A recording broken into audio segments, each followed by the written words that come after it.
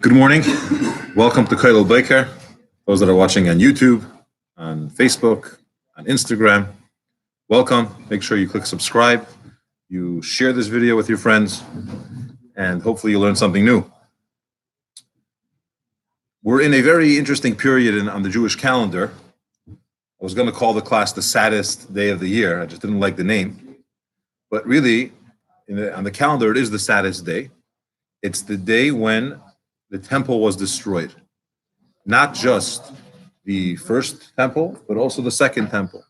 And not only were the temples destroyed on the same day, but it's also the day when Hashem decreed much earlier that the Jewish people are not going to be able to go into Eretz Yisrael right away. And the generation that left Egypt is going to remain in the desert. And only 40 years later, after that whole generation passes away, will their descendants be able to enter Eretz Yisrael. And it was obviously a great tragedy. And unfortunately, there are other terrible things that happened on this day historically. For example, the expulsion of the Jews from Spain, the beginning of the Inquisition era, began also on this day. World War I began on this day. And we don't have a lack of tragedy in Jewish history. And many of these things are associated with this day of Tisha B'Av. This year, however, the 9th of Av falls on Shabbos, which begins tonight. And in Jewish tradition and in Jewish law, Shabbos is a happy day. It's a time when we have to enjoy the Shabbos. It's not a time of mourning. Even, God forbid, somebody who's in mourning for the loss of a relative, that on Shabbos they'll have no public display of mourning because it's forbidden. Because Shabbos represents enjoyment. Shabbos represents the opposite of mourning. It's Hashem's gift to the world. And yet this year, we have Tisha B'Av, the 9th of Av, on Shabbos. Not only this year, we had it last year, and we had it 3 and 4 years ago. It's a interesting, historic calendar-wise. It's the first time in about 150 years that we had 4 out of 5 years were on Shabbos. The last time was in 1866 through 1870 when that happened. Okay, Franz Joseph was around then. This is a totally different era, and for so long we didn't have this component. And the problem with this setup is that Tisha B'Av, which is the saddest day of the year, and we're supposed to, it's a rabbinic enactment that we should fast, and we should remember, and we should mourn the destruction of the Beis HaMikdash. It loses its whole intensity because it's Shabbos. It gets pushed off to Sunday. First of all, the fact that it gets pushed off makes it much less. It's not the same day that it happened. It's not the anniversary. Because it's Shabbos, we fast on Sunday. It begins Saturday night, Motzei Shabbos, we fast, and then on Sunday we fast, and we observe all the laws that have to do with Tisha B'Av. Not sitting on a regular chair, we sit on a lower chair until midday on Sunday. And there's no eating, of course, or drinking, no bathing, no washing, no ointments, and so on.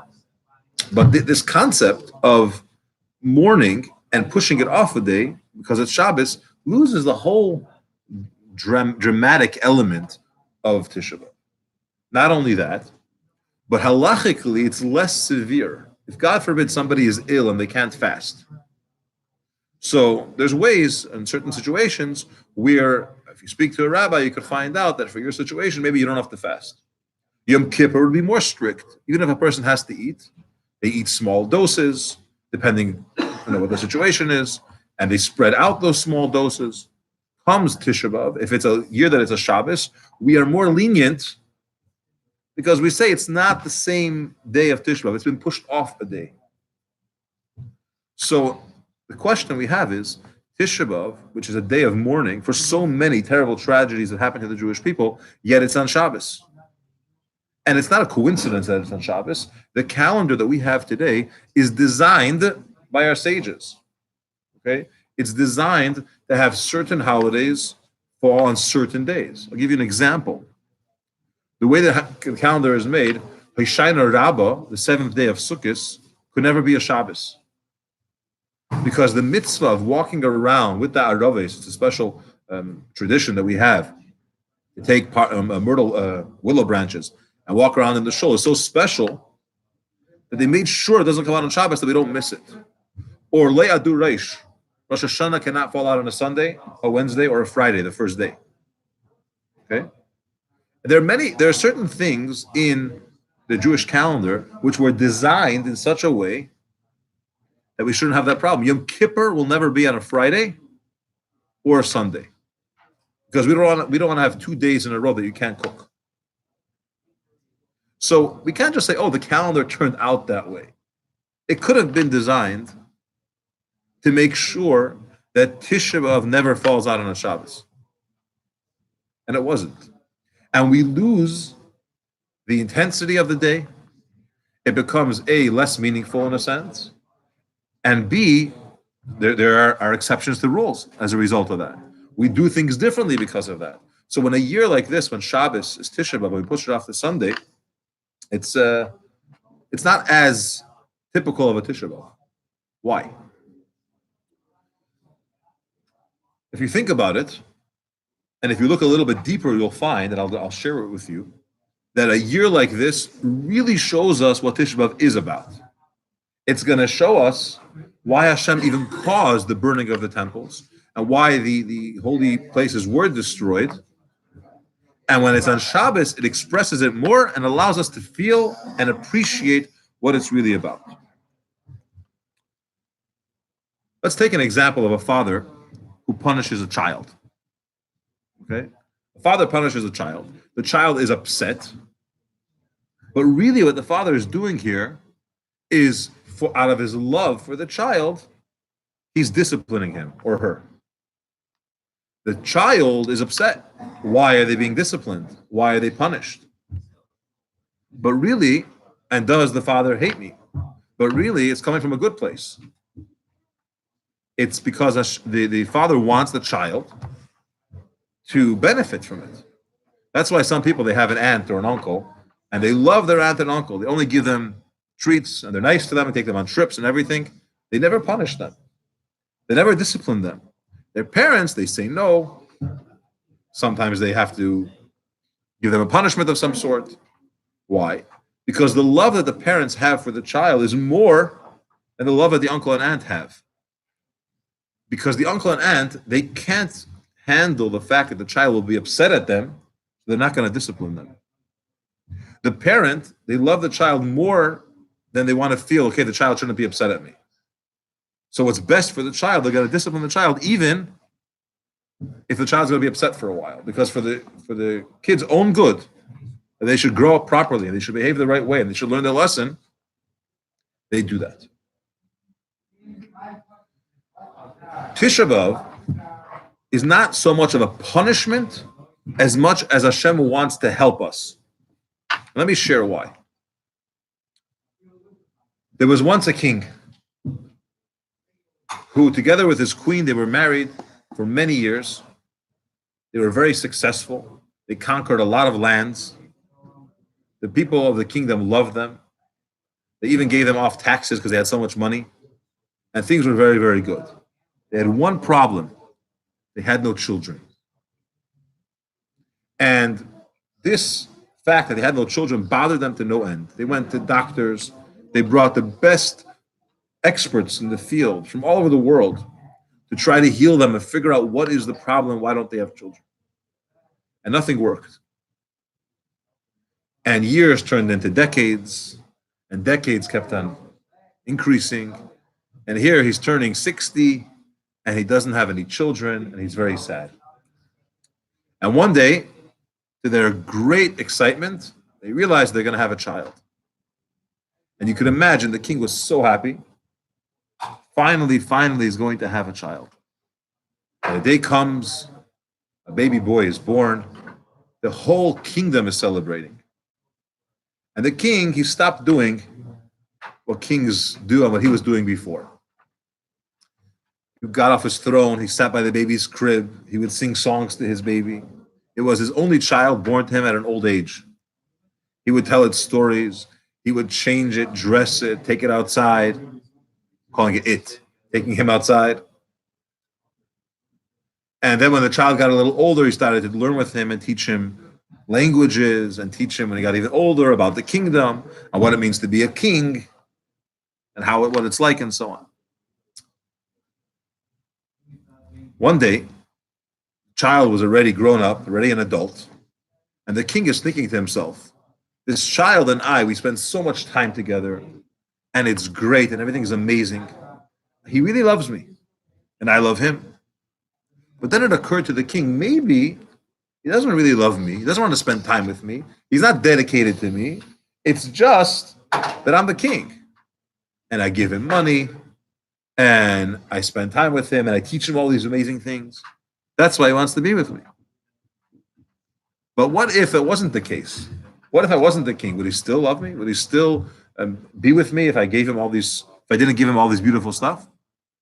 And he decided to put it to a test. Something the son said or did, not such a big deal, but something that he said or did, the king said, get out of my palace now. Get lost, take a hike. And he chased him out. And the prince was shocked and hurt.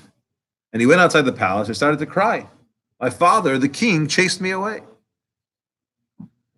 And as he's sitting there and crying, he thinks to himself, my father, he loves me. In a few minutes, maybe in half an hour, maybe in 2 hours, he'll let me back in. So he started to calm down a little bit. But as the morning turned into the afternoon, and afternoon was turning into evening, his father didn't send any messengers to get him. He actually tried to go back in, and there was a guard there that said, you can't come in. Started to get a little bit worried. And one night turned into 2 nights. And a week later, he's still there. And he's crying, and his father doesn't let him in. There are 2 options. One option, he could take off his royal clothing. He could dress up like a peasant, like a simple villager, and make his way outside of the capital, outside of the kingdom, go to a different country where nobody knows him, and he'll get a regular job. He'll try to work, he'll try to do something, and then he will earn a living and start his life again. The other option, though, is, how could I do that? My father's the king, I'm the prince. Just because he's upset at me, just because he chased me away, I'm going to leave him and just join some other country? He waited for me for so many years. He really wants me. I'm his whole life. I can't do that. But where am I going to live? How am I going to eat? I don't know. But I'm so devoted to my king, to my father, that even when he shut the door on me, and even when it's not making sense, and I don't understand why he's behaving this way, I'm not leaving the king. I'm dedicated, I'm loyal. The Mittel Rebbe, second Lubavitcher Rebbe, he gives this mashal, this analogy, and he says that this is, in a way, how Hashem is with the Jewish people. We could look around and say, look, throughout history, the Jewish people are persecuted more than any other nation. More than any other nation, people are trying to destroy us. Why should we stick around? Why should we listen to Hashem, Chas v'shalom? Why should we do what we're supposed to? That's the first option, where the prince says, sorry, it's not worth it anymore to be a prince, and he walks away. Or we could be like the second option. That's really what it's about. That's really what Jewish people were doing. That we show our loyalty, our dedication to Hashem. That even when we're not in Yerushalayim, and even when there's a Golos, and even when things are not exactly the way we want them to be, we still stick to Hashem. We're connected. We never go away. We don't question. We ask. We plead. We want this to change. But we show Hashem that we're devoted, that we are dedicated. And this is what Tisha B'Av is about. Hashem wasn't chasing away the Jewish people because he hates us. He wasn't forgetting about us. He has a promise to Avram about his descendants. But Hashem wants to bring out from within ourselves this loyalty, this dedication, this commitment to Hashem, even when it's not convenient, even when it's not comfortable. And this will help us understand another medrash. There's a beautiful medrash in Eicha Rabbah. Eicha is the Megillah that we read. We read it on Tisha B'Av. It talks about the destruction of the temple and the expulsion of the Jewish people from Yerushalayim and all the terrible things that happened. Not the expulsion, but the fact that the Jewish people had to leave. And in the Medrash, which talks about this Megillah, it tells us as follows: that when the Romans conquered, when the enemies conquered Yerushalayim, they came into the Beis Hamikdash, and they went into the Kodesh HaKadoshim, the Holy of Holies. And the Holy of Holies was a place that nobody went in there, ever. The only exception was on Yom Kippur, one person, the Kohen Gadol, the high priest, would go in for like 5 minutes. On behalf of the Jewish people, he would daven. That's it.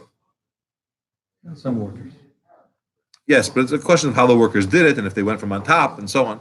But he would go in. It was a very holy, sacred place. What was in this Kodesh HaKadoshim? You had the Aron, the Ark. The Luches were inside there, the tablets. On top of the Aron, you had Kruvim, which were an angelic face, a carving of a boy and a girl. Now, what happened was, when Hashem was happy with the Jewish people, when we were doing what we're supposed to, these two Kruvim faced each other. The boy was facing the girl, like two friends that are facing each other. They're happy, they're good with each other, and they're in a great relationship. When Hashem was upset, Chas v'shalom, of the Jewish people, or something that we've done wrong, these Kruvim switched. And these angelic faces of a boy and a girl were back to each other. Like two friends that don't want to talk to each other, they turn around.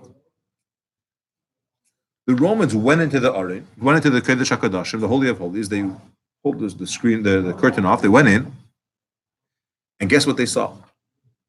The Kruvim were intertwined one with another. They were facing each other, and they were really, really close, like hugging. And they said, "What? This is the Holy of Holies?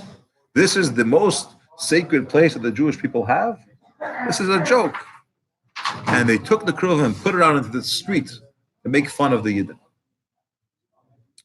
And the question is, if Hashem is destroying the Beis Hamikdash, then why are the Kruvim facing each other? If he's upset at us, and that's why he's burning it, then normally when Hashem is upset, do the Kruvim face each other? No, they have their backs to each other. But the method that the enemies of the Jews found them facing each other, intertwined with each other.